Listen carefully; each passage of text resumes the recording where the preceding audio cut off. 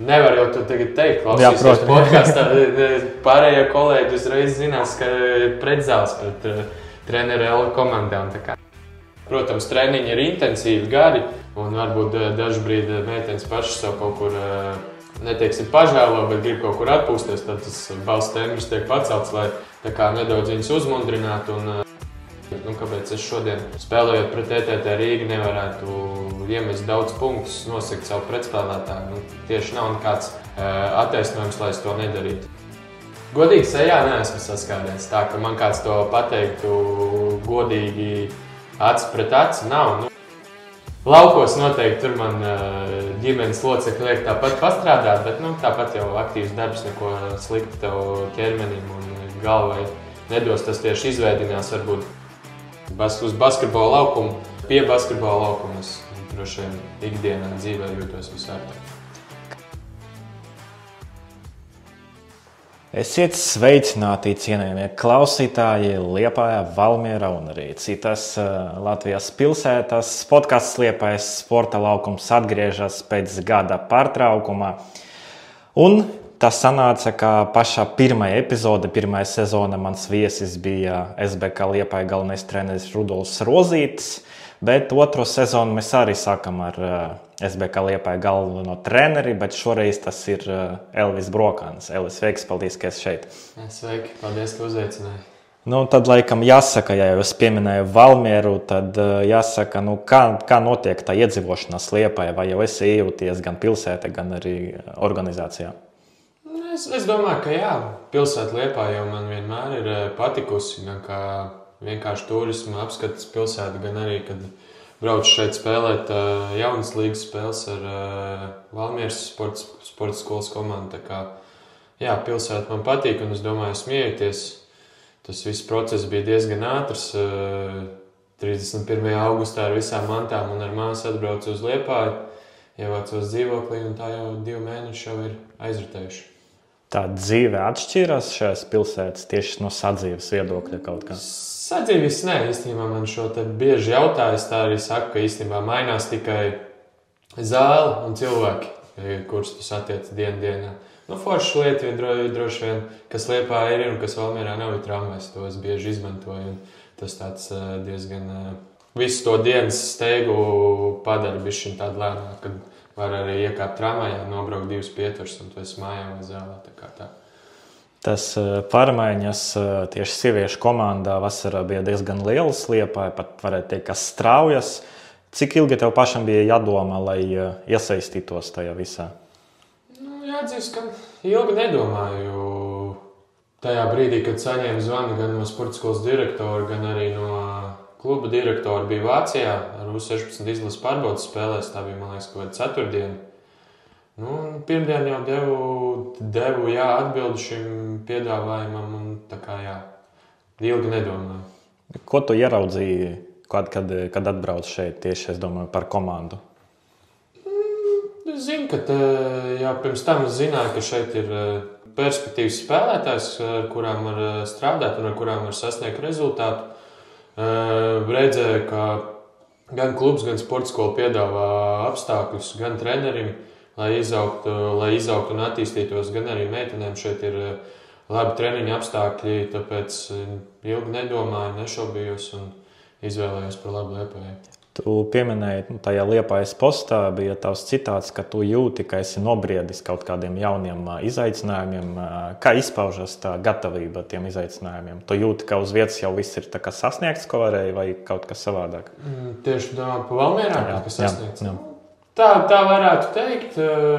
Valmierā ar šīm dāmām bija diezgan ilgi strādāts un arī sasniegts daudz lietas, tīpaši jaunas līgā. Un, bija jau, kad beidzās jaunas līgas sezona pagājušajā gadā pavasara beigās, tad bija tāda sajūta, ka kaut kas cits jāpameklē, kaut kas jāpamaina.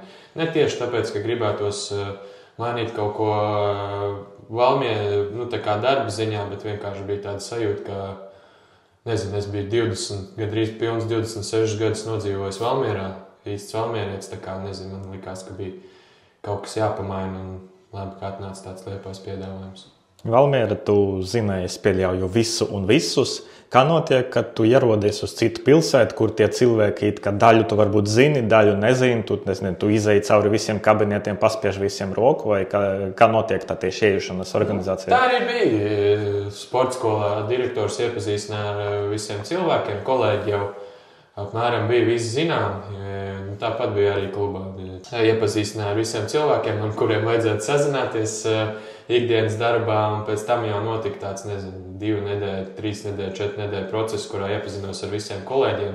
Darba kārtību, tā kā, tas viss notika tādā plūsmā, normālā plūsmā, kur es domāju, jau šobrīd es diezgan labi ieties visā šajā Liepājas sporta spējas skolas un klubu kolektīvā.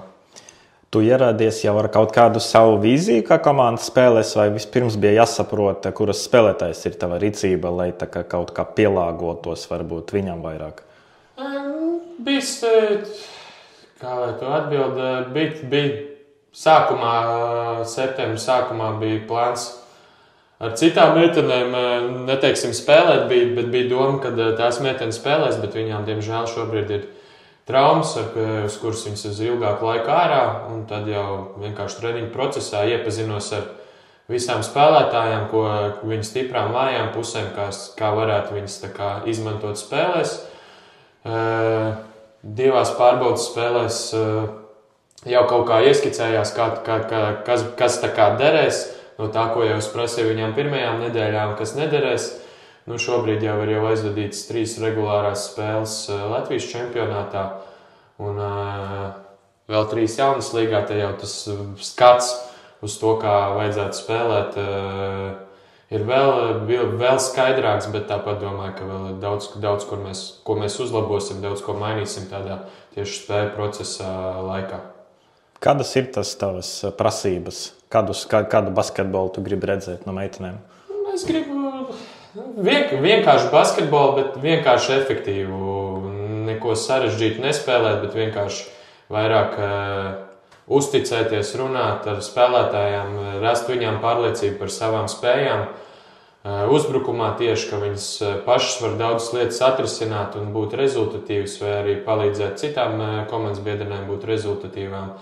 Tas galvenais uzsvars gan kur vairāk piestrādājam, pie kā es vairāk runāju, pie kā piedomāju, ir tās aizsardzības lietas, kad caur aizsardzību mēs varēsim uzbūvēt uzbrukumu, kas īstenībā arī šīs sezonas sākumā aizsardzība arī, man liekas, tā lieta, kas mums tiešām sanāk, un pie tām uzbrukuma lietām es domāju, ka tur vēl cerams un ir gaidāms progress.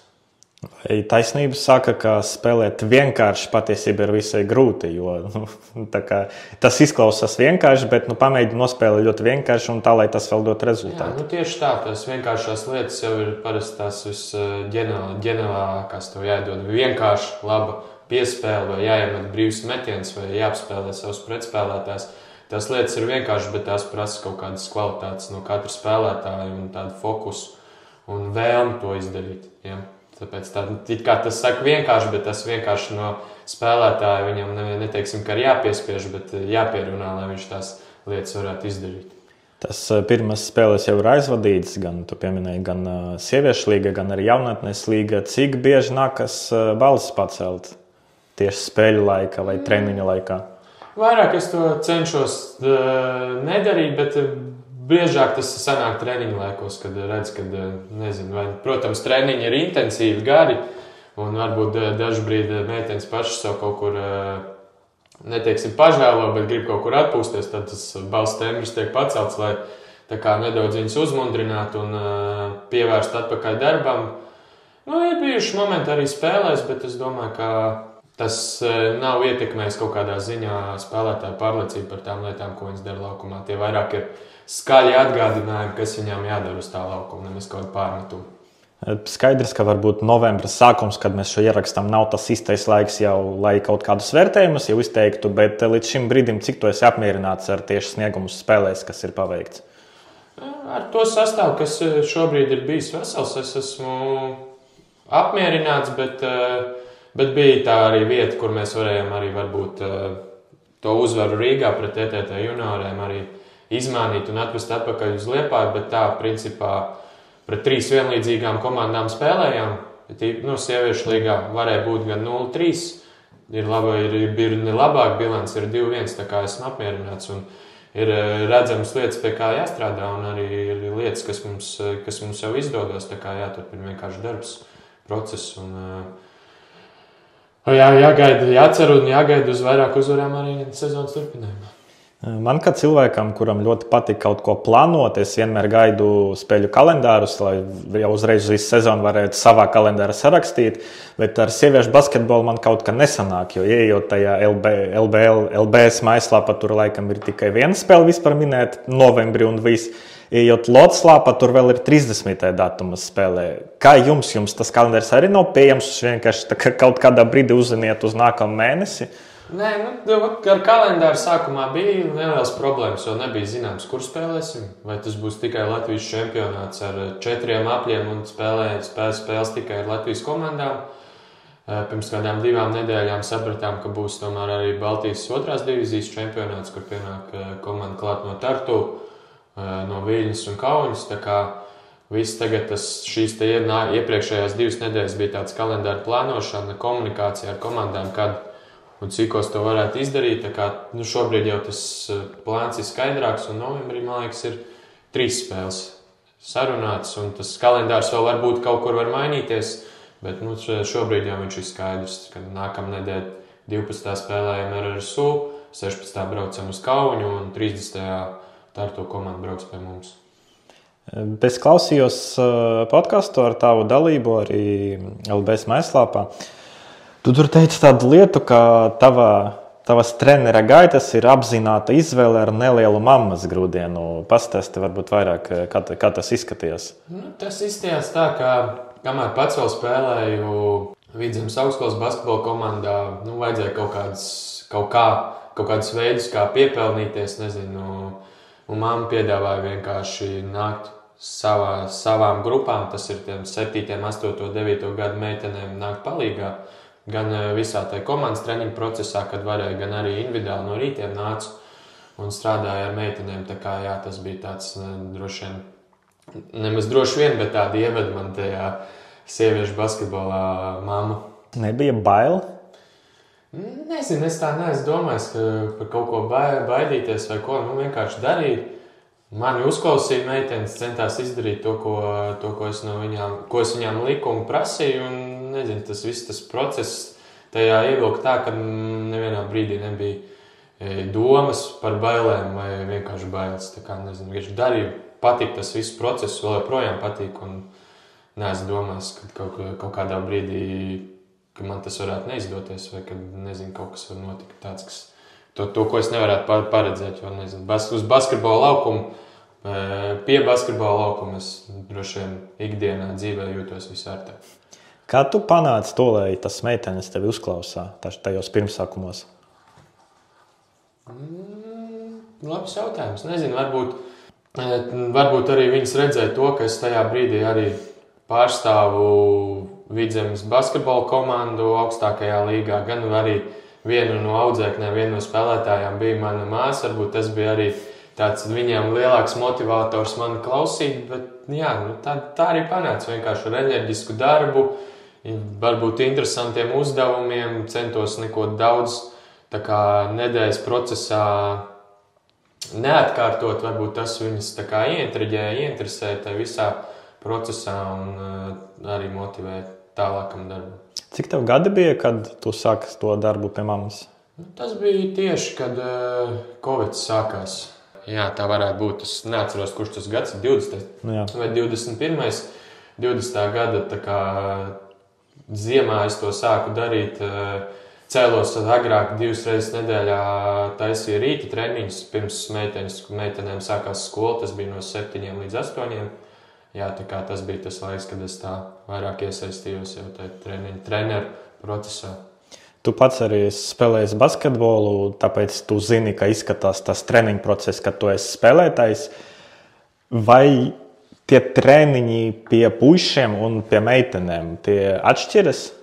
Atšķirās, es domāju, tikai vienā lietā. Tā ir, kad fizikalitāte spēja izdarīt lietas ātrāk, augstāk, spēcīgāk, bet tā treniņu procesu, cik es atceros spēlējot, trenējoties pašam, un kā es tagad arī cenšos pats veidot treniņu procesu, un ko es redzēju, kā meiteņu basketbola treneri veido savus procesus, nezinu, citos klubos, citos sporta skolās. Es domāju, tas viss tā doma un esence tam visam apakšā neatšķirās. Atšķirās tikai varbūt kaut kāds fiziskais, fizikālais izpildījums. Komunikācija ir identiska? Atšķirībā, kā to ņem. Piemēram, es domāju, ka meitenes kolektīvā ir daudz draudzīgāks, un ja viņām tas kolektīvs daudz vairāk nozīmē, ka viņas tai lietai un procesam visam pievēršās nopietnāk un tā vairāk domā par komandu. Zēniem, varbūt vīriešiem, tas ir varbūt tāds, neteiksim, ka savtīgāks, egoistiskāks process, bet, manuprāt, cik es pats arī atceros, kad basketbolists, vīrietis, spēlētājs vairāk varbūt padomās sākumā par sevi nekā par komandu, bet tas varbūt arī tikai atsevišķos gadījumos. Pienāca tas brīdis, kad tu no asistenta kļuvi par galveno, vai atceries to pārējo un atkal, cik tas bija bail, nebail, izaicinoši, neizaicinoši? Es, protams, atceros, vēl daudz ko pamēģināju pirms pats iestājos sporta akadēmijā, bet, kad iestājos sporta akadēmijā trenera kursos, tad arī uzreiz man pieņēma darbā Bērtānu basketbola skolā un uzreiz arī iedeva grupas, ar kurām strādāt, ar tām pašām jau, kurām bija strādājis, kamēr vēl neskaitījos oficiāli treneris. Tā kā, nezinu, tas viss process man bija diezgan vienkāršs. Neteiksim, ka vienkārši, bet jau bija tā visā procesā pazīstams gan ar spēlētājām, gan ar to visu sezonu, jau sezonas griezumu, kas būs tie atslēgas mirkļi, kā viņiem jāsagatavojas. Es jau, kad man pieņēma oficiāli darbā, es jau biju ar skaidru plānu, vīziju, kā lietas un rezultātus es gribētu sasniegt. Runājot ar pieredzējušākiem treneriem, viņi vienmēr saka, ka diezgan slikti guļ pēc spēlēm. Kā tas tev ir? Jā, piekrītu. Man ir tas pats. Es nezinu, kaut vai tā ir uzvarēt vai zaudēt spēli, pat arī ļoti bieži pēc treniņiem, nezinu, visu laiku vai nu nemāk sevi atslēgt, visdrīzāk, ka nemāk sevi atslēgt, un tās domas visu laiku ir, kā varbūt vēl to komandas sadarbību uzlabot, kā palīdzēt tai spēlētājai, ko ieteikt tai spēlētājai, un tad tās domas iet, visu laiku viņas ap riņķi tev galvā iet, un jā, tie vakari pēc spēlēm, pat īpaši arī pirms spēlēm, jā, ir tādi grūtāk, kad aiziet gulēt. Vai gadās arī tā, ka tur, nezinu, 3 naktī nevis pamodies, bet vienkārši nevar gulēt un sāc kaut ko plānot, nezinu, tur kaut kādas idejas nāk prātā? Es saku, visu laiku kaut ko sanāk prātā domāt, rēķināt, plānot, bet tā, ka es naktī pieceļos no gultas un sāku rakstīt kaut ko uz A4 lapas vai savā kladē, tā gan nav, vienkārši kaut kā cenšos tās domas atlikt smadzenēs un, nezinu, nākošajās dienās viņas uzlikt uz papīra un arī treniņos un spēlēs. Tu pieminēji, ka bija iestājies sporta trenera kursos.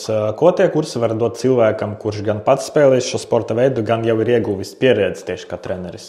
Tāpat jau tas viss saistībā ar psiholoģiju, anatomiju, ar visu to, tāpat to pedagoģijas, visu saturu, tas viss jau ir nepieciešams darbā, it īpaši ar jauniešiem, tā kā negribētu teikt, ka nemaz iestāšanās, bet vienkārši mācīšanās par treneri bija kaut kas liekas. Tas ir jāizdara, un tas tomēr arī parāda par attiecīgo cilvēku un par viņu kaut kādām kvalitātēm, ka viņš ne tikai var būt runāt, bet arī izdarīt to darbu, izmācīties un izdarīt to darbu, lai dabūtu attiecīgo kvalifikāciju. Tas jau arī daudz parāda par to cilvēku, ka viņš tam ir spējīgs pieķerties un tas viņam interesē. Tu esi diezgan jauns treneris, sākumos bija vēl jaunāks, vai gadījies saskarties ar tādu, varbūt augstprātīgu attieksmi no kādiem pieredzējušākiem kolēģiem? Ne Valmierā, bet kopumā kaut kādas spēlēs? Nē, nav sanācis saskarties. Varbūt kādā brīdī pašam ir pats bijis bišķiņ augstprātīgāks, īpaši tajos pirmajos gados, kad vēl domāju, ka visiem brauks pāri, visus uzvarēs un mani spēlētāji ir labākie. Bet, es domāju, mūsu tā Latvijas basketbola sabiedrība ir diezgan maziņa. un pazīstam visi savā starpā, tā kā, nezinu, cenšamies to komunu būvēt tādu, kur ir pozitīva gaisotne, un katrs var izteikties, katrs var saņemt kaut kādas padomas no pārējiem, tā kā, nezinu, es negribētu teikt, ka kāds treneris ir bijis augstprātīgs pret mani vai vispār tajā visā basketbola sabiedrības mākonī ir kāds augstprātīgs cilvēks. Domāju, visiem var komunicēt un visi tev var iedot kaut kādu atbildes reakciju pretī. Skaidrs, ka mamma ir liela loma, jo pēc būtības var teikt, ka viņa tevi ievilka tajā trenēšanā.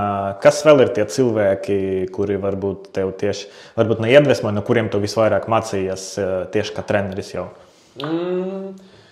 Protams, jāuzteic, nemaz jāuzteic, bet jāatzīmē savējo visu droši vien treneri, kas ir bijuši Valmierā ar manīm strādājuši. Gan Alvils Kaufmans, mans pirmais treneris, gan arī Roberts Zēle, gan Sandis Samoliņš, tiem droši vien arī bijusi kaut kāda ietekme vai arī lietas, ko varēja paņemt un uzreiz ielikt savā treniņu procesā. Bet tā, kad es sāku strādāt pa treneri, nezinu, gan labs draugs tagad, gan arī doma biedrs ir Matīs Rožlapa, no kura daudz kaut kādas atziņas ir paņemts, arī dara kaut kādas lietas arī treniņu procesā, tā kā Matīs tāds, neteiksim neaugs, bet tāds dombiedrs, ar kur vienmēr var parunāties, uzprasīt viņu viedokli, arī iedot savējo viedokli. Tā kā tas ir tāds treneris, dombiedrs, ar ko daudz sazināmies, komunicējam un runājam par basketbolu. Tu pieminēji vienu ļoti labu lietu, ka tajos sākumos arī domāji, ka tavas meitenes ir vislabākas, ka tagad brauksiet visiem pāri, bet nevienmēr tā bija. Cik treneris vispār parasti apzinās adekvāti tā viņa komandas spēku? Tā kā viņš, kad pieņem tas meitenes, viņš saprot, ka, piemēram, mēs nosacīti esam tur, nezinu, top 3 komanda, vai viduvēja komanda, vai vāja komanda. Vai vienmēr tas domas ir, ka mēs esam vislabākas, ja visu darīsim pareizi, tad tituls būs vienmēr? Labs jautājums, kā treneris uz to skatās. Es tāpat vēl joprojām domāju, ja mēs izdarām pareizās lietas uz laukumu un pareizi trenējamies, tad mēs varam uzvarēt jebkurā spēlē. Un, protams, ir kaut kādas komandas, pret kurām tas būs grūtāk sasniedzams arī šajā sezonā, bet es cenšos ar spēlētājiem runāt gan individuāli, gan arī komandas sapulcēs.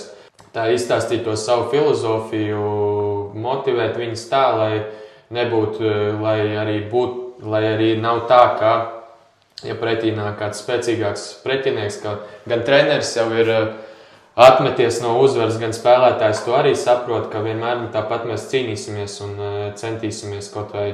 Uzvara šodien nav mūsējā, bet mēs tāpat centīsimies un darīsim visas lietas, lai varbūt paveiktu pretēju.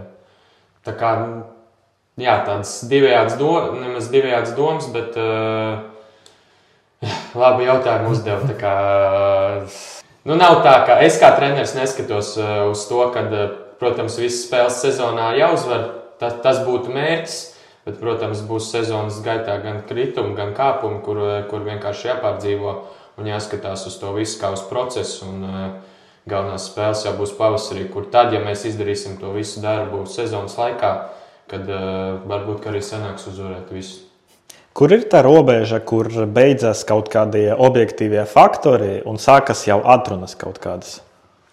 Tas droši vien ir tas brīdis, kad paliek grūti. Kad nāk pretī meistarīgāks pretspēlētājs, labāks aizsargs, kad kaut kādas lietas nesanāk, tad parasti sākās atrunas. Un tad ir tie brīži, kad ir gan paši tie spēlētāji jāuzrunā, jāmotivē, gan pašam spēlētājiem jāsaprot, ka nē, šis ir tas brīdis, ka man jāparāda savs, tā kā angliski runājot, toughness raksturs, kad es nepadošos, cīnīšos līdz galam un centīšos varbūt ne ar savu meistarību, bet ar attieksmi un darbu apspēlēt pretinieku. Teici par motivāciju, bet diez vai jau tas izskatās, ka tu vienkārši tur, mēs to varam, gan jau tas ir kaut kas konkrētāks. Kā izskatās tas motivēšanas process? Es to cenšos varbūt darīt caur kaut kādiem video sapulcēm, kur parāda meitenēm, jā, ka mums varbūt kaut kāda lieta nesanāca aizsardzībā vai uzbrukumā, bet pēc tam parāda īstenībā labās epizodes, kur mēs to izdarām. Man pašam galvā tas ir ieslēgts, ka tas viņus motivē vislabāk, tas pozitīvais piemērs, labais piemērs no viņu pašu spēles, no viņu pašu treniņiem, ka viņus to var izdarīt un ka viņiem tas izdosies. Ka nav tā, ka es no zila gaisa to izdomāju. Ka, ja video piemērs, kur redzams, ka viņus to var izdarīt, tad es domāju, ka tas viņus ļoti var motivēt.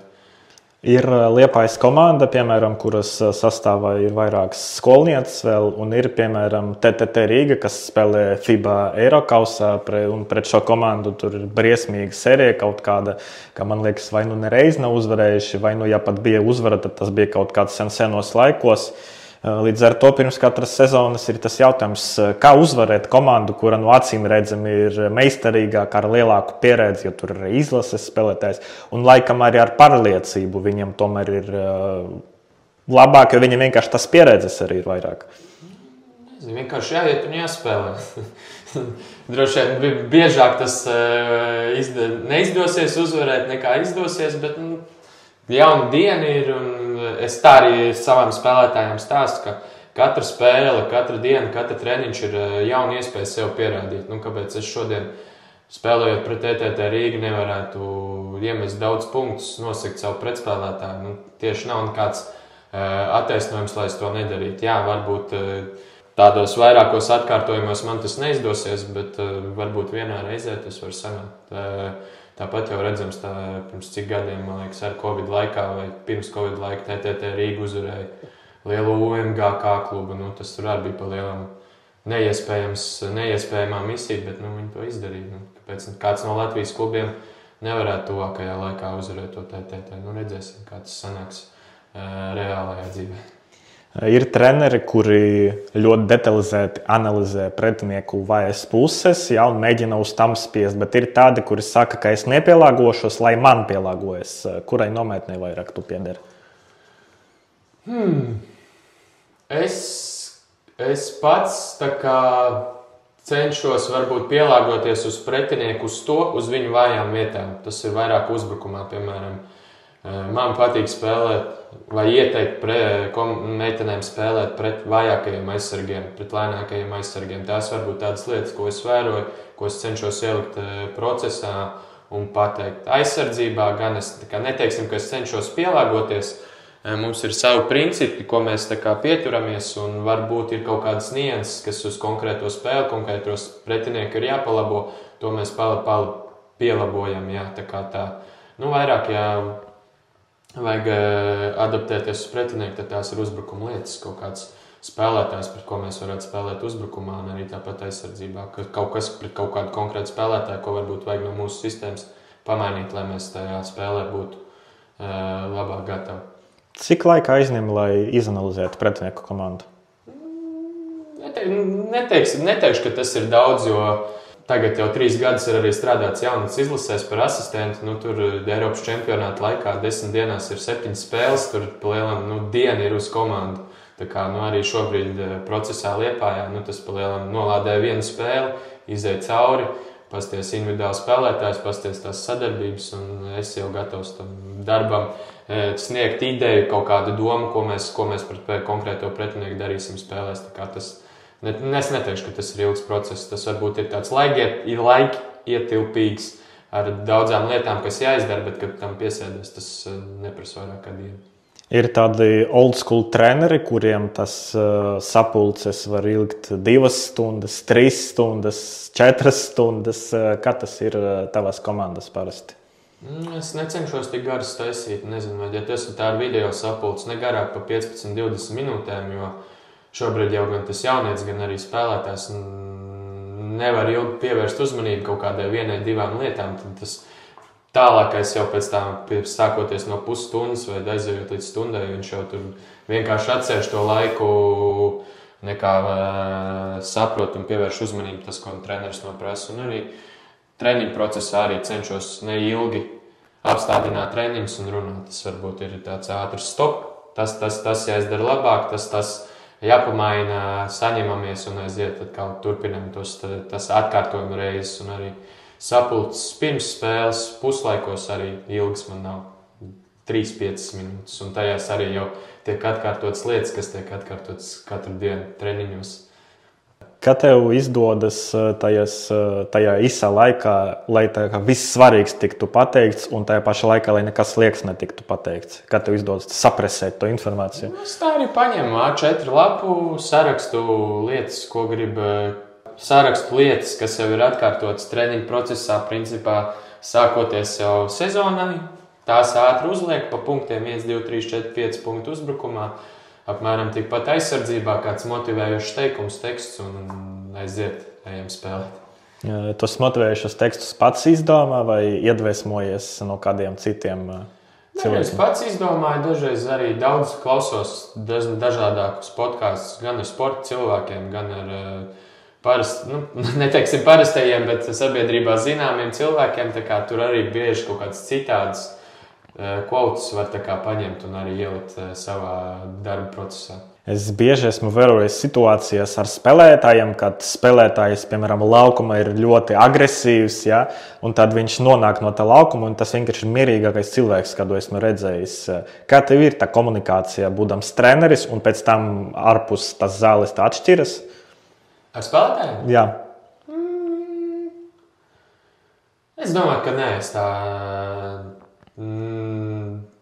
baigi nešķiroju to komunikāciju. Es arī cenšos, es tāpat pievēršu uzmanību un arī parunāju par kaut kādas ikdienas lietām, bet es cenšos tam spēlētājiem baigi ar sevi galvu nemaisīt.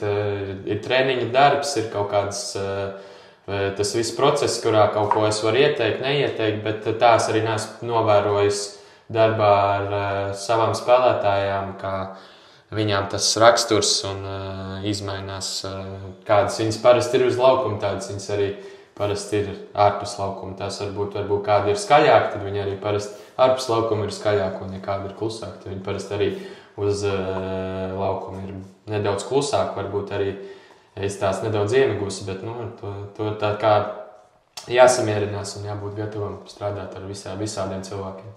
Vai spēlētājs pie tevis vēršas arī ar kaut kādiem jautājumiem, kas nav saistīti ar basketbolu? Tā laikam konkrēti, laikam jau, ka nē, vairāk par to basketbolu lietām. Es cenšos vairāk pie viņām vērsties, nezinu, kaut ko uzdot, kaut kādu jautājumu ārpus basketbola, pat par basketbolu, piemēram. Sākās Eirolīgas sezona, sākās pirmsspēles mītiņš ātrais centra aplī, tad es viņām parasti uzprasu kaut kāds, gan atraktīvs jautājums, gan kaut ko arī tādu, kas piesaistītu basketbolam, lai viņas ar to galu pārsina un domā, kas varētu notikt. Tāpat bija arī šonadēļ prasīja vienai meitenei, kas pa kinoteātros iznāks pa jauno filmu, tad dažām arī vēl bija melna bilde, kas īsti šonadēļ pa filmu kinoteātros iznāk. Es runāju savulaik ar Ģirtu Splīti. Viņš stāstīja, ka mēdz gadīties tādas situācijas, piemēram, ka meitene pēkšņi sāk spēlēt slikti, ja, un tu nevari saprast, kas ar viņu notiek, bet tur izrādās vai problēmas ģimenē, vai ar puisi izšķirusies, vai tev kā trenerim sanāk kaut nedaudz lietas kursā būt par kaut kādām tādām lietām viņa dzīvēs? Jā, tāpat es interesējos par savām spēlētājiem, gan par veselības problēmām, gan kā viņām iet skolā.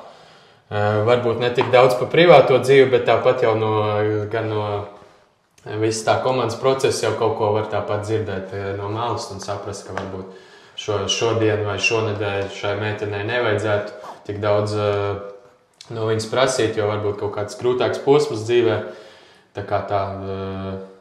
Es interesējos par savām spēlētājām, bet tā kā ļoti uzspiež un ka viņām tur jāatskaitās man pa katru dienu, pa katru soli, pa nedēļā, ko ir darījuši, tā es nedaru. Vēl viens tavs citāts bija tāds, ka tu agrāk dusmojies, jo vēl nebija, tā teikt, nogalinājis sevi tajā spēlētāju, ja? Un tā kā sāk domāt, ko tu dari tajā situācijā. Kā tagad ir ar to? Es domāju, ka ar šajā lietā katru gadu progresēju, jo tiešām pats jau vairs kādu 2 gadus īsti nekur neesmu spēlējis.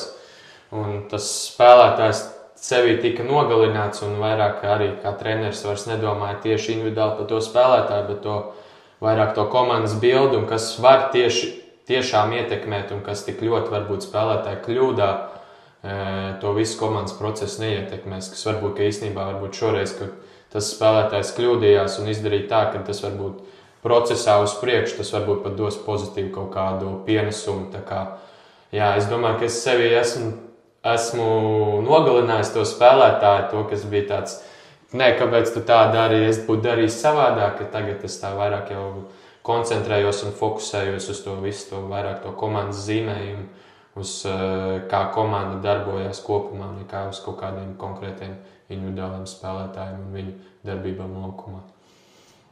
Tev ir pieredze arī U16 izlase, bija asistents, tagad arī būs galvenais treneris. Tā pieredze, vispār tas darbs izlasē, tas ļoti atšķiras no ikdienas darba ar klubiem? Jā, jo tas izlases darbs, viņš nav garš, viņš nav garš, bet viņš ir intensīvs. Tas ir reāli 6 nedēļas vasarā, un no tām 6 nedēļām noslēdzošās 10 dienas ir čempionāts, tā kā līdz tam ir jāpaspēj izdarīt daudz lietas, prasīt daudz lietas no spēlētājām, ielikt daudz lietas un ātri saprast, kas derēs, kas nederēs. Un tādā kluba sezonā ir vairāk vieta, kur neteiksim nekļūdīties, bet saprast pēc kaut kāda laika, šitas galīgi nederēs, šitas jāņem ārā, varbūt šitas jāliek iekšā, tev ir tā kā vairāk iespējas un laika, lai tu to komandu uzbūvētu un saprast, kas derēs vairāk, kas varbūt mazāk.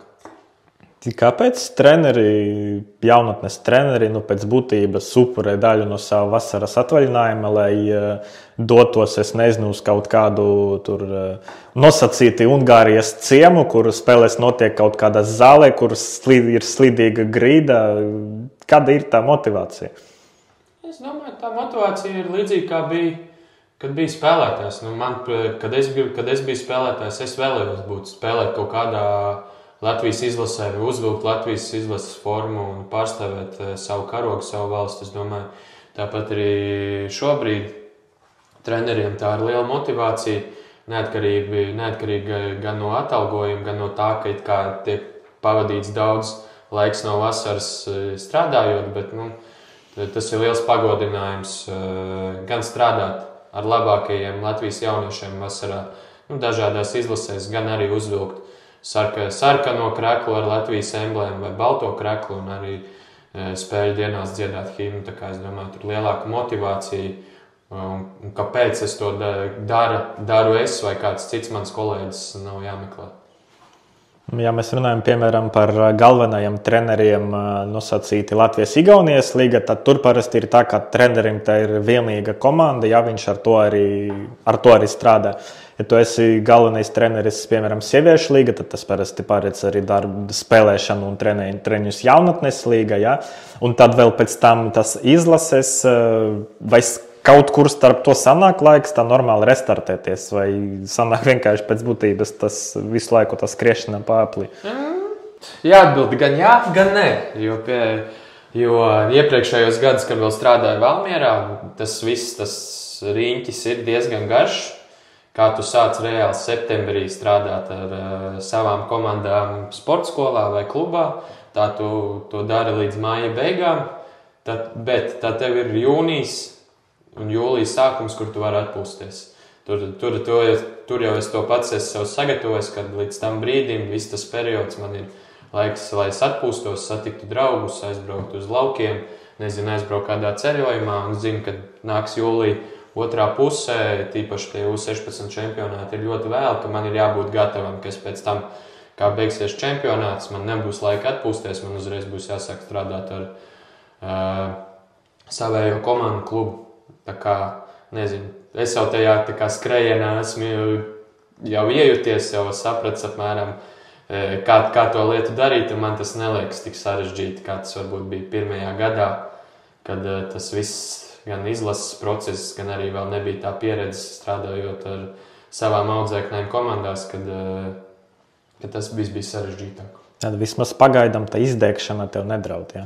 Es domāju, ka nē, ar to, ka arī jau tika pamainīta lokācija no Valmieras uz Liepāju, pamainīts sejas, ar ko strādā, ar ko sastrādājies. Es domāju, ka šobrīd esmu tādā labā, pozitīvā noskaņojumā uz šo visu sezonu un arī uz vasaras darbu ar U16 izlasi. Pieminēja, ka var aizbraukt uz laukiem, var arī ceļojumā aizbraukt tajos atpūtas brīžos. Tu tajos brīžos esi aktīvs vai vienkārši, piemēram, atbrauc kaut kur pie baseina silta un tur 10 dienas vienkārši noguļ pie tā?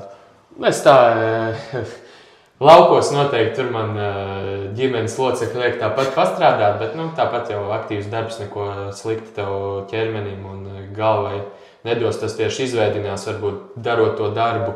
Tieši arī vairāk nevajadzēs domāt par basketbolu, kas varbūt arī no vienas lietas ir labi, ka nevajag arī visu laiku par to domāt.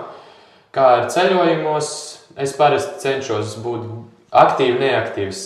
Patīk tāpat reizi dienā kaut ko vismaz apskatīt, aiziet kaut kur, kaut kādu zināmu vietu, bet tā baigi sev nepiespiežos, ja tas ir atvaļinājums un ceļojums. Patīk arī tā mierīgi izbaudīt, ilgāk pagulēt. Pavārtīties pa gultu, uztaisīt vēlāk brokastis, var arī aiziet vienkārši pie baseina vai pludmales arī vienkārši visu to dienu, kā saka, nogulēt. Tev ir treniņi, tev ir spēles, cik kaut kur pa vidu sanāk arī paskatīties kaut kādas spēles, kas nav saistītas ar pretinieku analīzi vai ar kaut ko tādu? Es bieži tāpat apmeklējis, esmu gan vīriešu klubu spēles, gan arī esmu gājis uz zēnu jaunatnes spēlēm. Gan arī uz LBL2 Liepājas jauniešu spēlēm, gan vienreiz aizbraucu ar kolēģi Niku arī uz grobiņu apstīties. Tā kā tas basketbols manā dzīvē ļoti daudz, un arī tajos brīžos, kad es varētu varbūt par to nedomāt un neiet uz kaut kādām spēlēm, tāpat aizbraucu. Jo tad, tas man interesē, gan tas viss process, kas notiekās apkārt, gan arī gribu iepazīt vairāk tos spēlētājus, cilvēkus arī no zēnu puses, kas tā kā ir tie, viss kā tas process notiek arī. Ne tikai meiteņu pusē, bet arī zēnu pusē. Redzēju, tev arī spēlēs starp Liepāju un Valmieru. Kurai komandai vairāk jūt līdzi? Labs jautājums. Protams, Valmiera mājas pilsēta, mājas klubs, bet man arī patīk, kāds ir šogad savāks Liepājas sastāvs ar jauniem spēlētājiem, tādiem atraktīviem, dinamiskiem, kas tā kā arī katrā brīdī cenšas iet uz maksimumu. Un tā filozofija, ko šogad piedāvā Liepājas klubs, Liepājas komanda, man simpatizē ar tiem spēlētājiem, kuriem viņi spēlē. Tā kā es īsti Latvijas-Igaunijas līgai tā, lai es pateiktu, vai man kāds mīļākais klubs favorīts, kaut gan ir iespēja gan izvēlēties gan no Liepājas, gan no Valmieras. Nav. Es vienkārši tā kā cenšos skatīties, izbaudīt to basketbolu, skatīties individuāli spēlētājs, kas varbūt nākotnē kaut kur spēlēs augstākā līmenī un tāpat arī paņemt kaut kādas lietas, ko es varu savā spēles tā kā zīmējumā ielikt iekšā, pamainīt. Vai sanāk arī paskatīties kaut kādu augstāku līmeni, piemēram, tur Eirolīgu, vīriešu vai sieviešu vai kaut ko tādu? Jā, es esmu liels vīriešu Eirolīgas fans. Es to daru principā katru vakaru, kad kāda spēle iet, un tas ir tas, ar ko es šobrīd aizpildu savus vakars, sākoties, sezona sākās, man liekas, no 30. septembra. Tad, katru dienu, kad tās Eirolīgas spēles iet, tad cenšos ieslēgt vismaz vienu pilnu spēli, nostīties, un tad vēl kādu, kur varbūt ir tajā brīdī sīvāks rezultāts vai kāds latvietis spēlē. Tu, kā sieviešu komandas treneris, vari kaut ko iemācīties no tā, ko tu redzi vīriešu Eirolīgas spēlēs? Protams, tāpat ir kaut kādas ātrās auto izspēles, tuvais sānauts, tuvais galauts, kur redz kaut kāda sadarbība, kas attaisnojās ar 2 lētiem punktiem. Tas cenšos tādas lietas piefiksēt, vai varbūt arī kādas īsas, ātras sadarbības uz laukumu, vai arī sadarbības pēc taimautiem, ko treneris zīmēs, tās cenšos piefiksēt savā galvā, pēc tam savā kladē, ko varbūt var ielikt savā tā kā zīmējumā, sistēmā, kas varbūt arī var noderēt. Tu pieminēji arī par māsu, arī viņa atbraukusi tev līdzi, ja tā var teikt. Vai kādreiz nācies arī saskarties varbūt ar tādu attieksmi, kā skaidrs, viņš jau savu māsu visur tur velk, tāpēc viņa arī spēlē? Godīgi sejā neesmu saskāries. Tā, ka man kāds to pateiktu godīgi aci pret aci, nav. Un arī nezinu, vai aiz muguras runājot, arī neesmu īsti neko tādu dzirdējis, jo, manuprāt, māsa Enīte tāpat arī ar savu darbu, attieksmi, meistarību un parādu uz laukumu, kāpēc viņa varbūt ir bijusi spēlēja šogad gan Latvijas izlasē, gan viņa arī atnāca man līdzi uz Liepāju. Ka viņas sniegums uz laukumu parāda to, ka tas nav tikai kaut kas tāds, ka viņa šeit ir dēļ savu brāļu treneru. Ir dzirdēts arī tādas runas, ka, piemēram, ja Dēls spēlē pie sava tēva komanda, tad visticamāk viņam būs jāstrādā 2 reizes vairāk, vienkārši dēļ tā, kā tas tēvs uz viņu vairāk spiedīs. Vai tu kādreiz esi jūtis, ka varbūt tu arī no māsas prasi bišķiņu vairāk, varbūt pat ne bišķiņu nekā no pārējām meitenēm, vienkārši tikai tādēļ, ka viņa ir tava māsa? Jā, tieši tā. Tā arī ir. Bieži es pie tādas tā kā ne domas, bet pie tā mindset pieķer, ka šitā lieta man viņai vairāk jāizrāda, jāatgādina, jo tieši tas iepriekšējais jautājums, ko saka, jo kāds var padomāt, kad viņa varbūt ir tikai dēļ savu brāļu, ne dēļ savas meistarības, tāpēc dažreiz man uztrauc tā lieta, bet es tāpat saprotu, ka gan treniņu procesā, gan tā spēles procesā, kad vajadzēs, tad es ticu un zinu, ka viņa tās lietas izdarīs man neatgādinot un viņai nepārmetot. Māsa privātas sarunas nav teikusi, ka tu varbūt bišķiņi par daudz, neprasa, bet ka, tā kā varbūt tas balss bija pacelts par daudz kaut kādos brīžos. Viņai jāatzīst, tas raksturs arī nav no vienkāršākajām. Viņa dzimusi janvārī mežās. Ir grūti ar viņu sastrādāties, tīpaši uz basketbola laukuma, pie basketbola laukuma. Tā viņa man pati nav pateikusi, brāli, nedari, nevajag man tik daudz informācijas, vai nepārmet man to, bet kopā jau esam nezinu, reku jau sanāk no 20. gada, šis jau tūliņ jau 6. sezona, kur principā es esmu viņas treneris, viņa man audzēkņi, kurā esam diezgan labi sev iepazinuši, lai saprastu, kurā brīdī kaut kas varbūt vairāk ir jāiedod iekšā, jāparāda kaut kādi momenti, jāpasaka, te jādara labāk, un pats es sapratu tos brīžus, kad varbūt vajag māsu likt mierā, un viņa pats sapratīs tās lietas, kas viņai jāizdara labāk. Kā būvēt tas attiecības, lai darbs netraucētu tam, kas nav saistīts ar darbu? Tā arī vienkārši jābūvē. Ir darbs un ir nedarbs. Kad ir treniņa process, es tāpat no visām audzēkņiem spēlētājiem prasu maksimumu, un lai viņas izdara tās lietas kvalitatīvi. Tāpat arī no māsas, arī ikdienas lietā.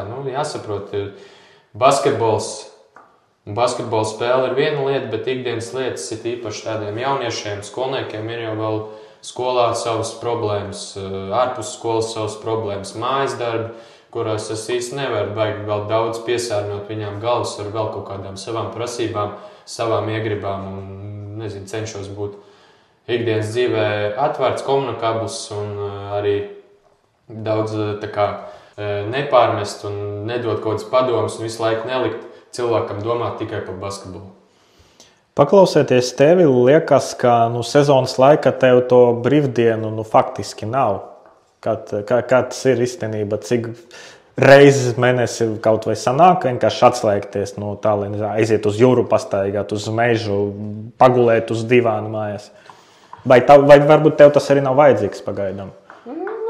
Es tāpat sanāk, kā atslēgties, varbūt pastaigāties šobrīd eju mazāk, bet eju uz svaru zāli. Cenšos iet regulāri 3 reizes, no 2 līdz 4 reizēm nedēļā. Tas brīdis, kurus var atslēgties no tādas ikdienas procesa, padomāt vienkārši par svaru celšanu. Tā, lai man prasītos tagad kaut kāda liela atpūta vai vispārējais, es teiktu, ka nē. Es zinu, kāpēc es esmu šai darbā un kāpēc man šis darbs patīk, un tas ir tas viss sezonas process, treniņi, uzvaras, zaudējumi, izbraukumi, turnīri, fināla turnīri, sezonas beigās. Tas ir tas, kas man patīk, un es zinu, ka izdarot konkrētas lietas ar savu komandu, kad tas viss process, ko mēs būvējam sezonas laikā, var kļūt ļoti patīkams sezonas beigās. Un tāpēc man tas mērķis nav tikai šodien ļoti slikti vai grūti jūtos un jūtos piekusis, bet es cenšos uz to visu skatīties tālāk ejošu bildi, uz to pavasari, būs fināla spēles, viņas būs ļoti svarīgas, būs iespēja uzvarēt, būs iespējas izcīnīt medaļas un pēc tam būs grūti pelnītais atvaļinājums klāt. Tā. Ar Valmieras komandas spēlēja 2. divīzijā, ar Liepāju 1. Vai ir kaut kādas tādas lielas atšķirības starp to basketbolu, kas tiek spēlēts tur un tur? Visas Latvijas čempionāta 1. divīzijā, es domāju, notiek profesionālāk. Gan visas komandas trenējās, gan arī katru dienu. Gan arī īstenībā, manuprāt, ja tā pastītos, gan arī meitenes šeit ir 1. divīzijā ar jaunākas, kas trenējās katru dienu, un tā dinamika, ātrums, individuālā meistarībā ir daudz augstāka nekā tas bija salīdzinot 2. divīzijā, jo te ir arī tādas komandas, kuras jau meitenes, kuras jau beigušas sporta skolu, kopā savācās spēlē. Tā komanda piedāvā kaut kādu savādāku zīmējumu, varbūt kaut ko bišķi pragmatiskāku, un tad ir arī tādas komandas, kas arī cenšas spēlēt tikpat ātri, dinamiski, 1-1, bet varbūt tā meistarība nav tik liela, kā tas ir Latvijas čempionātā. Ir tāds teiciens, ka neaizvietojumu nav. Bet vismaz man skatoties no malas, spriežot pēc tiem resursiem, kas ir pieejamas tieši sieviešu basketbola Liepājā, ka varbūt neliekas, ka īsti neaizvietojuma nav, jo ir kaut kādas līderes, kuras pēc būtības vienu līderi izņem un komandas zīmējums varbūt nesabrūk, bet uzreiz kļūst sliktāk. Vai tas atbilst tam, ka tas ir patiesībā? Tas noteikti, es domāju, atbilst visos līmeņos, gan vīriešu, gan sieviešu komandās. Vienīgais, ko tur var ieteikt, ja tīpaši tā ir kaut kāda līdera trauma vai viņš izvēlās iet uz citu klubu, saprast un ātrāk domāt un arī spēlētājiem saprast to lietu, ka tā loma ir jāizpilda. Vai tā arī jāizpilda kādai citai spēlētājai, vai tas ir arī kopā kā komandai, atkal mazāk punkti jāielaiž, par 1 vai 2 metieniem vairāk jāiemet, tas jau viss ir process, kad spēlētāji traumējās vai atrod citus klubus, citas darba vietas, kad mēs nevaram par to sēdēt un sūdzēties, bet visu laiku jābūt tajā procesā, jābūt inovatīvam, lai izdomātu lietas, lai to lomu spēlētāji pēc iespējas ātrāk aizlāpītu. Liepājai pēdējos gados allaž bijusi labs tramplīns gan vīriešiem, gan sievietēm, lai uz kaut kādu to nākamo līmenī uzliektu, tā, vai tu kā treneris arī uzsver meitenēm to, ka labi nospēlējot, viņas var gan iekļūt varbūt izlases treneru blociņos, gan arī kaut kādos citos klubus, kur viņam varbūt nebūs jādomā ne par ko citu, kā tikai par basketbolu. Es to tā neuztveru, bet es viņām saku tā, ka šeit par jums rūpējās. Gan klubs, gan sporta skola jums piedāvā ļoti labus apstākļus, gan ar fiziskajiem treneriem, gan ar piemēram, spēļu un treniņu filmēšanu, gan ar kaut kādām ārpus aktivitātēm, kas šeit Liepājā ir viss, lai jūs varētu trenēties un sasniegt tās lietas, ko jūs pašas vēlaties sasniegt. Un te būs gan arī atbilstošais treneru personāls, gan arī konkurētspējīgi spēlētāji tev pretī treniņos. Ja tu vēlies, tad tev ir visas iespējas un viss potenciāls Liepājā šeit to izmantot. 16 izlases tagad ir tavas rokas. Es pieļauju, ka tagad darba ir vēl vairāk. Kas mainās tieši, kad tu no izlases asistenta pārēji uz to izlases galvenā trenera amatu? Mainās tas, ka jāatrod pašam savu asistenti. Jāzvana, jāpiedāvā kolēģiem visā Latvijā asistenta amats. Tas ir viens. Otrs, jāsako aktīvi līdzi ir kandidātiem, spēlētājiem. Jāuztais tāds loks, kurus tu visu laiku monitorēzi, skaties katru spēli, kur var redzēt YouTube, ja ir ielikt, vai arī, ja nē, tad vienkārši statistiku apsties, izvelc un jāsako līdz tas process tāds no dienas uz dienu iet un jābūt tādam vērīgākam uz visām lietām un ir vairāk darba tieši tā. Pēc kādiem principiem tu izvēlējies tos asistentus izlasēm? Ar ko man ir bijis sanācis strādājot, labāks kontakts. Tiem es piedāvāju arī sieviešu pusē, jauniešu izlasēs jābūt obligāti vienai trenerei, asistentei vai galvenajai trenerei. Tā kā tas arī jāņem vērā un jāpiedāvā ne tikai vīriešiem, bet arī sievietei. Plus arī skatos uz pieredzi, jo noteikti es vēl skaitos tāpat nepieredzējis treneris, ir īpaši tādā darbā ar izlasēm. Tā kā meklēju arī pieredzējuši treneru asistenti, kas man varētu palīdzēt varbūt grūtākās situācijās ar savu ieteikumu, komentāru. Tas pieredzes trūkums izpaužas tā, ka tu varbūt tev ir mazāk variantu, ko darīt kaut kāda noteikta situācija nekā trenerim, kurim ir lielāka pieredze. Es domāju, ka ne mazāk variantu, ko darīt, bet kad pienāk tāda situācija, kurā tu neesi bijis un tev nav vispār variantu vai nav domas, ko darīt, tad šis, domāju, pieredzējušais asistents daudz var palīdzēt, jo viņš visdrīzāk ar lielāku pieredzi, varbūt turnīru pieredzi, gadu pieredzi strādājot pa treneru, var vienkārši pateikt, kas jādara tajā brīdī. Spēlētāju kolektīvos parasti gan pirmssezonas, gan arī varbūt sezonas laika taisa kaut kādus teambuildingus, ja, lai viņi tad attiecīgi pabūtu citā gaisotnē, ja varbūt labāk iepazītu viens otru. Vai treneri arī savā starpā kaut ko tādu dara, lai varbūt tieši tajā trenera kolektīvā labāk iepazītu viens otru, varbūt aizēja kaut kur? Jā, tā ir. Ejam gan ar aktīvāk, gan ar treneru Aigaru Bergsonu, gan ar Niku Laksdiņu. Esam gājuši vakariņās, pusdienās, tāpat sēžam, domājam arī savās individuālās sapulcēs, ko darīt ar spēlētājiem, ko varam uzlabot procesā. Tā kā, jā, tas ir tāda neatņemama, man liekas, svarīga sastāvdaļa, ka treneru korpus savā starpā arī ir uz vienas nots, var savā starpā komunicēt par visu, un tas arī, man liekas, ir liela atslēga, lai tas rezultāts būtu labāks, un tam ir jābūt. Tas sarunas tajās vakariņas pusdienas ir tikai par basīti vai arī par kaut kādām sadzīviskām tēmām? Jā, sadzīviskām lietām. Kaut kur katrs var iešaut kaut kādu savējo joku atgadījumu, par ko var pasmieties, gan arī par basketbola lietām, par ko katrs ir atbildīgs, ko katrs redz no savu skatījumu, lai galvenam trenerim ir lielāka informācija, lai viņš labāk varētu operēt gan ar komandu, gan ar spēlētājiem. Liekas, ka tā galvenā trenera profesija, tīpaši atkal tavā gadījumā, kad ir gan jaunatnes līga, gan galvenā komanda, gan arī izlase, ka tu vispār nedrīkst nesaslimt, neko tādu. Kā tev izdodas varbūt panākt to, lai visu laiku tajā formā sevi uzturētu un neslimotu? Jā, tas ir labs jautājums. Atskatoties arī uz iepriekšējiem 2-3 gadiem, es arī varu pateikt tā, ka sezonas laikā es arī neslimojis. Lielākais, kas man ir bijis, droši vien ir iesnas, kas arī ir diezgan nepatīkami, bet es nezinu, kā man tas izdodas. Nezinu, varbūt tās pats sportošana, sevi aktīvi uzturu formā, ievēroju arī kaut kādu savu attiecīgo miega režīmu, ģērbos atbilstoši laikapstākļiem, jo zinu, ka es varbūt esmu neaizvietojams, ka man grūti aizvietot. Tā kā jūtu arī lielu atbildību pret komandu un cenšos sevi neielaist tādā situācijā, ka man ir jāizlaiž dēļ slimošanas ilgs periods ar treniņiem vai spēlēm.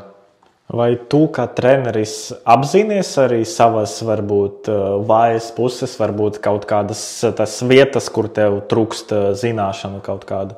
Vai kādreiz vispār sanāca par to padomāt, tā globāli?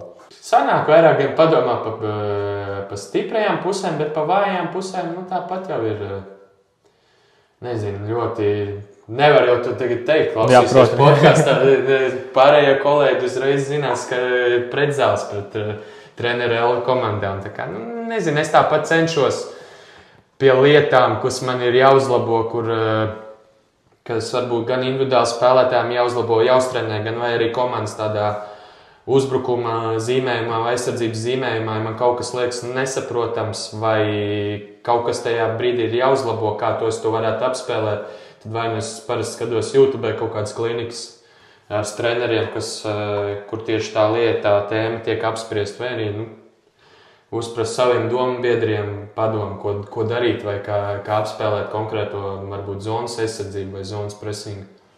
Kādas ir trenera Elijā stiprās puses? Stiprās puses, es domāju, ka es esmu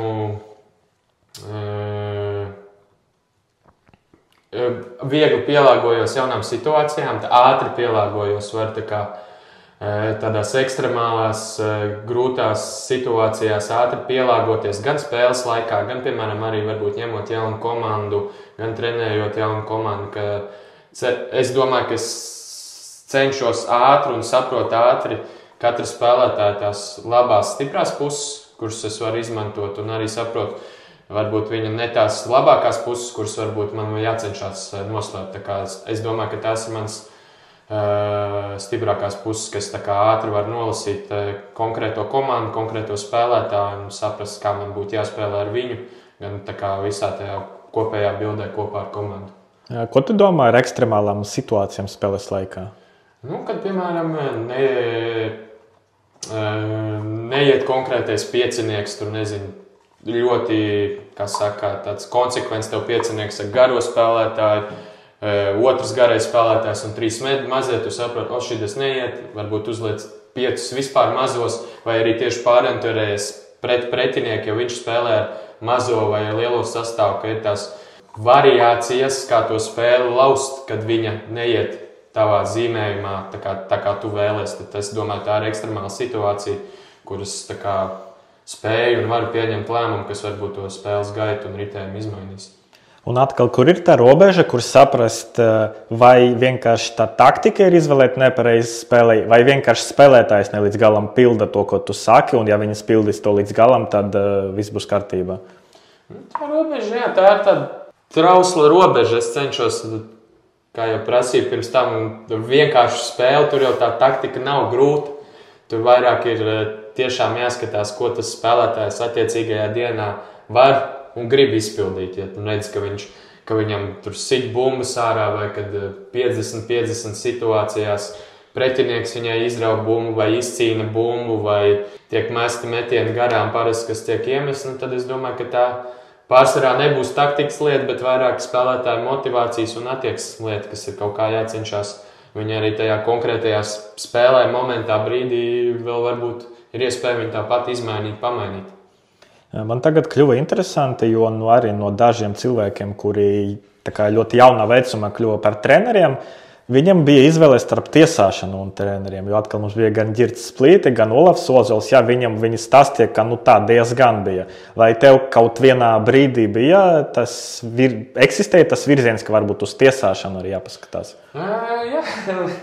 Kad vēl pats spēlēju jaunatnē, lai piepelnītos, es to arī darīju. Tiesāju spēles, sanāca man arī diezgan labi.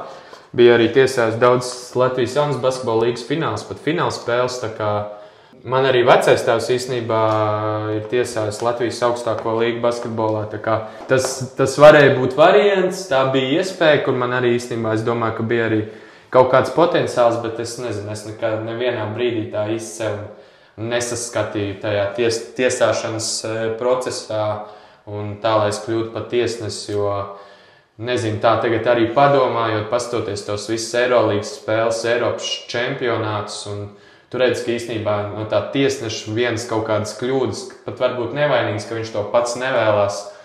Tā kā tajā brīdī, momentā to situāciju nenolasīja pareizi, ka tas var izšķirt tā kā spēli, un tu vienmēr būsi kā tiesnesis zaudētāja lomā. Man tā doma, filozofija īsti nepatīk, tāpēc es sev nekad nesaskatīju kā laukuma tiesnesi. Es par to saku, ka principā tiesnesis ir vainīgs spēlē pat nesākoties. Parasti jau ir kaut kādas tādas lietas. Bet tas, ka tu biji tiesnesis, tad teikt, bija tev to ierākumu trešajā pusē, varētu teikt, tas tev palīdz kaut kā to komunikāciju būvēt ar tiesnešiem, varbūt, piemēram, kaut ko pateikt tādu, lai tev tehnisku piezīmi neiedod, bet lai tu to savu viedokli regulāri nogādā līdz tiesnesim. Gan jā, gan nē. Es atceros, ka es pats tiesāju, man īsti nepatika ne tie runājošie spēlētāji, ne tie runājošie treneri. Es cenšos būt empātisks un tā kā pats iztēlotos sev tajās kurpēs, tajās vilpē, kādā ir tiesnesis. Jā, dažreiz man tas izdodas un var atrast tā kā labu sapratni komunikācijā ar attiecīgiem spēles tiesnešiem. Ir arī brīži, kad man tas nav sanācis, kad varbūt tā spēle ir svarīgāka un ka tā tiešām tā viens svilpa, ko varbūt nosilpa vai ko nenosilpa, ir ļoti svarīga, kas man arī tā kā uzdzen dusmas, kaut kādas konkrētas emocijas, ka pēc tam tā komunikācija ar attiecīgiem spēles tiesnešiem var arī neizdoties tik labi. Tu, kā treneris, tev gadījies, ka tu redzi, ka kāda no meitenēm uz laukuma jau sāk pamazām tā uzsprāgst, un tev viņa bija jānomaina, lai izvairītos no kaut kādām sankcijām? Šobrīd Liepājā vēl nav tādas situācijas, bet iepriekšējā darba vietā Valmierā bija pāris spēlētājs, kam arī spēles brīžos gan varbūt pašām kaut kas nesanāk, tad ir jāmeklē kādi citi attaisnojumi, pārsvarā tie ir tiesneši, bet es arī centos gan strādājot iepriekš, gan arī te Liepājā tā kā likt spēlētājiem saprast, ka nevajag meklēt attaisnojumus citos, vajag meklēt attaisnojumus sākumā sevī, kāpēc es neiemetu, kāpēc es nenosēdzu, un pēc tam var tikai meklēt kaut kādus citus attaisnojumus blakus lietām, jo man tā filozofija doma ir tāda, ka pašam jāizdara ir maksimums un varbūt vēl bišķiņ, un tad tikai tu vari skatīties uz kādu citu un vainot kādu citu. Vai tu, kā treneris, vari meitenes pasargāt no tas izsīšanas no līdzsvara? Jā, noteikti. Trenerim tas jādara. Tāpat visu laiku jāuzsver katra uzbrukuma, katra aizsardzības nopietnība, runāt, atgādināt visu laiku tās lietas, ka mums ir jābūt fokusā uz tām lietām, ko mēs darām. Mums tur nevar pretinieks tur mums uzsit piezīmi, tiesnesis to nenosilp, tagad mēs visu ceturdaļu psihojam un neko nedaram. Tā kā jācenšas gan pašam nomierināties, gan arī nomierināt spēlētājs, lai mēs vienkārši pildītu savu spēles plānu neatkarīgi, vai mūs kāds pozitīvi vai negatīvi ietekmē. Vai ķermeņa valodai tiešām ir tik liela nozīme, jo saka, piemēram, ka treneri jau pirms spēles var pamanīt kaut kādas indikācijas, ka šodien gan nebūs labi? Ir liela nozīme. Nezinu, kur kāds šo jautājumu izdomā, bet man tieši bija vakardien komandai video sapulce, kuras pēc video sapulces parādīja vienu Amerikas koledžu trenerā tādu īsu interviju, kur viņš tieši runāja par ķermeņa valodu, ka tas daudz nozīmē. Un, jā, to var redzēt gan pirms spēlēm, gan spēles laikā, kurā brīdī tas spēlētājs varbūt izslēdzās, sāk pārdzīvot, un viņam tā spēle arī pēc tam neriet tik labi. Un, tā kā, jā, es cenšos arī gan to runāt un pieskarties šai tēmai gan treniņos, gan spēlēs klubā, savā pilsētā, kur strādāja, gan arī īstenībā visās jaunatnes izlasēs to treneri ļoti uzsver un runā ar spēlētājiem, ka ķermeņa valoda, tas daudz par ko jums pasaka un tā daudz arī parāda, kā jūs pēc tam spēlējat un darbojaties uz laukumu. Tā kā īsti nevar to ķermeņa valodu raksturot, parādīt, bet tas šobrīd ir tāds populārs jēdziens basketbolā spēlē un jā, tā kā tas ir arī jācenšas piedomāt un piestrādāt gan spēlētājiem, gan arī treneriem. Ir kaut kādi vingrinājumi vai tas ir tikai tev prātā vienkārši jāpatur? Es spēlētājiem saku, ka tur ir jārunā vienkārši ar savējo iekšējo ka tev ar viņu ir jātiek galā, gan pēc pozitīvām epizodēm nedrīkst atslābināties, es jau tagad labu darbu izdarīju, ka tev visu laiku ar to savu iekšējo ir jārunā. Viņš tā kā jākustina, jāliek sev visu laiku atgādināt, ir nākamā epizode, nepārdzīvot. Ar to, ka tu pārdzīvos, var arī aiziet lielākos mīnusos tā lieta. Tā kā es domāju, ka tas ir tāds iekšējs darbs pašam ar sevi, kur tev ir jārunā un visu laiku tā kā jātur sevi fokusā. Nedrīkst būt ne pa zemu, ne pa augstu un jāpiedomā pie tās lietas gan treniņos, gan spēlēs. Runājot arī par to darbu ar sevi, ir dažādi cilvēki, ir tādi, kuri vienmēr un visur vēlas uzvarēt, Tad ir tādi, kuri, piemēram, pat to basīt 16, 17 gados spēlē un vēl īsti nezina, vai viņas turpinās to spēlēt vai nē. Vai tev, kā trenerim, arī gadās tā, ka tas kolektīvs ir varbūt tāds bišķiņ daudzveidīgs, tā nozīmē, ka ir meitenes, kuras noteikti zina, ka viņas ir profesionālas, ka viņas grib kļūt par profesionāliem, un ir tādas, kuras vēl izvēlas, kuras varbūt 16 gados, apmeklē basketbolu un tur florbolu, piemēram, un tad attiecīgi kaut kā tā nav skaidrs tas viņu status. Es domāju, protams, ka tā ir. Es domāju, ka tā ir visās sporta skolās, jaunas līgas grupās, kad ir spēlētājs, kas grib varbūt, kas grib profesionālāk uz to tiekties mērķēt, un arī spēlētājs, kam varbūt paralēli mūzikas skola, mākslas skola, un ka tas viss process ir tāpat viņš ir jāmāk piedāvāt, pieskaņot tam visam kolektīvam, jo beigās jau ne tās 2-3 basketbolists kopā varēs izcīnīt kaut kādas medaļas vai vietas attiecīgos turnīros, viņām vajag arī tās pārējās spēlētājs. Un tad gan tam trenerim ir jāmāk uztaisīt kolektīvs, piedāvāt lietas, pieprasīt lietas kaut kā tā, lai tu to visu kolektīvu sev varētu pasaukt līdzi, un viņas visas būtu uz konkrētas nots neatkarīgi. Viņi trenējās 5 reizes, 6 reizes nedēļā, vai viņi atnāk uz 2-3 treniņiem. Tāpat viņai jāsaprot, ka viņi var būt nozīmīga loma tajā visā treniņu procesā un rezultātu sasniegšanā. Jo gadās varbūt arī tā, ka beigas par profesionāliem kļūst tas meitenes, par kurām neviens nemaz nedomāja, ka tieši tā būs. Tas jau ir tāds piemērs ar faktiem, gan pastamies jaunacis izlases īpaši zēnu pusē, kas konkrētajos vecumos bijuši U16, 18 līderi vispār nav nonākuši līdz U20 izlasē vai nav vispār spēlējuši profesionāli. Tāpat arī dāmām, varbūt arī dāmām meitenēm, kas varbūt sākumā nav to basketbolu tik daudz attēdušās un tikai sasniedzot kaut kādu konkrētu vecumu, tur 16, 17 gadus, saprot vispār, ka viņām tā lieta patīk un izdodas vairāk, un viņām tas basketbols nav pieriebies tik daudz, ka viņām varbūt arī beigās lielāks arī potenciāls kļūt par izlases spēlētāju un arī par profesionālu spēlētāju. Tagad ir novembra sākums. Varētu teikt, ka sezona varbūt ne tikko sākusies, bet tā sākuma fāze vēl ir. Kādam ir jābūt rezultātam sezonas beigas, lai tu teiktu, ka šī sezona bija laba? Tu runā vairāk pa klubu, pa jaunatni vai pa visu tā kā kopumā? In general, jā, kopā. Ja tā, mēs tas diezgan mērķiecīgs un domāju arī aprunājoties ar meitenēm šeit Liepājā. Es domāju, jaunas līgā tās ir noteikti gan U19, gan U17 grupā medaļas. Kādā krāsā, kādā vietā viņas ir, tas arī īstenībā daudz, kas ir atkarīgs no regulārās sezonas, kāds tev pretinieks atnāk ceturtdaļfinālā, pusfinālā, tā kā jācenšas tur tās lietas neielaist tik ļoti, lai, piemēram, pusfināls vai ceturtdaļfināls jau ir uzreiz fināls. Tā kā tas ir viens no faktoriem, domāju, Latvijas čempionāts ir iespēja pie attiecīgiem apstākļiem un pie tā, ja mēs visi spēlētājs uz svarīgākajām spēlēm ir vesels. Es domāju, ka tāpat iekļūšana pusfinālā un varbūt arī bronzas medaļas izcīnīšana ir reāla, bet tam tur jāsakrīt daudziem apstākļiem. Un Baltijas otrā divīzija, es domāju, ka arī medaļas, tas ir sasniedzams mērķis. Kādas medaļas, tas arī daudz ir atkarīgs no regulārās sezonas, no vietas tabulā pēc regulārās sezonas un play-off spēlēm. Tā kā es domāju, ka sastāvs ir konkurētspējīgs visās vecuma grupās un visos čempionātos, kuros mēs spēlējam, lai mēs cīnītos par medaļām, vai mēs to sastiegsim, vai mums tas izdosies, tas jau būs atkarīgs gan no spēlētājiem, gan no arī treneri. Tu pieminēji arī tādu lietu, kā tur sakrītot faktoriem, jā. Vai to veiksmi var kaut kā iegūt? Vai tā vienkārši vai ir, vai nav? Tieši kad tu esi treneris par tavām komandām runājot.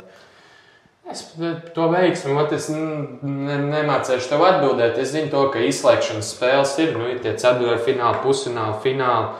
Ir jāsaprot viena lieta, ka, lai tās medaļas izcīnītu, tev būs jāuzvar spēcīga komanda. Tas var būt 3 spēcīgas komandas vai varbūt 2 spēcīgas komandas. Un tas mindsetam jābūt tādam, ka tev ir vienkārši jābūt gatavam. Neatkarīgi tas ir ceturtdaļfināls vai fināls, ja tu gribi būt labākais, uzvarēt kaut ko, tev būs jāuzvar spēcīgas komandas un neatkarīgi, kurā tai kārtā tas notiks. Tev jācenšas gan pašam galvā ielikt to, gan arī spēlētājiem, ka ir jāuzvar 3 spēles, ka visas spēles būs nopietnas un neatkarīgi no pretinieka. Mums pašiem lielākais pretinieks varbūt dažreiz esam mēs paši.